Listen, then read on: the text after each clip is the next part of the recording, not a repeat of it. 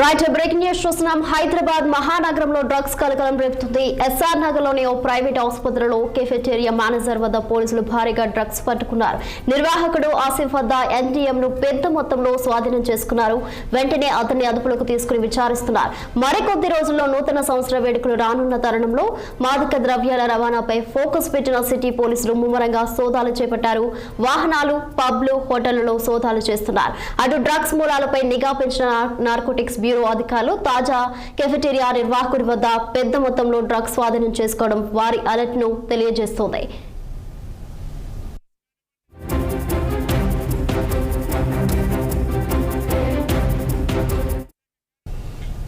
ఇదే అంశంపై మరింత సమాచారం ప్రతినిధి మహేందర్ రెడ్డి ఫోన్ లైన్ లో అందిస్తారు. మహేందర్ రెడ్డి,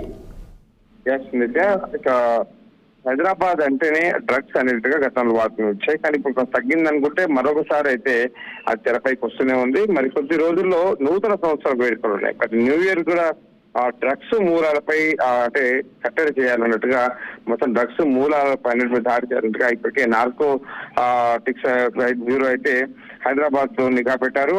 మరి హైదరాబాద్ పోలీసులు నార్కోటిక్స్ సంయుక్తంగా చేసినటువంటి ఈ దాడుల్లో అనేక చోట్ల డ్రగ్స్ అయితే బయటపడుతున్న పరిస్థితి కనిపిస్తుంది. ఈ క్రమంలోనే హైదరాబాద్ లో అంటే నగరంలో ఆసుపత్రిలో డ్రగ్స్ కలకలం రేపుతుంది. ఎస్ఆర్ నగర్ పరిధిలోని ప్రైవేటు ఆసుపత్రిలో క్యాఫ్టేరియా మేనేజర్ వద్ద డ్రగ్స్ ఉన్నట్లు పోలీసులు గుర్తించారు.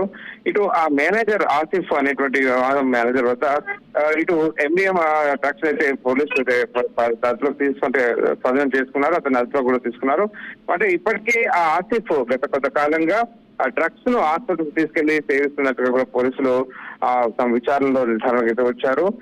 ఇటు ఎండిఎం డ్రగ్స్ ఎవరి ద్వారా ఆసిఫ్కు సరఫరా అవుతున్న కోణంలో ఆ దర్యాప్తు కొనసాగుతుంది.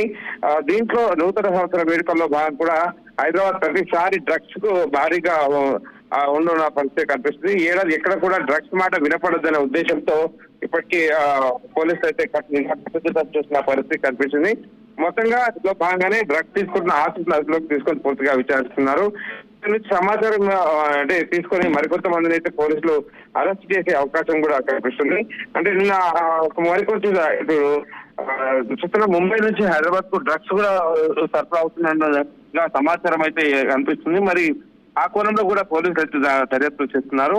మరి ఇప్పటికీ హైదరాబాద్ లో ఇటు ఆసుతో పాటు మరికొంత డ్రగ్స్ విక్రయించినట్టు వస్తుంది. ప్రస్తుతం కొనుగోలు చేసిన వారి కోసం అయితే పోలీసులు కాస్తున్నారు.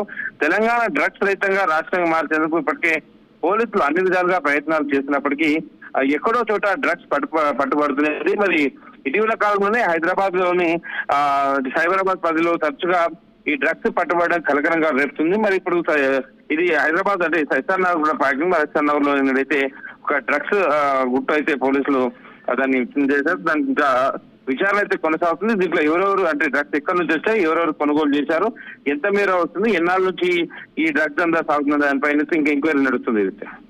Right Mahender Reddy, thank you.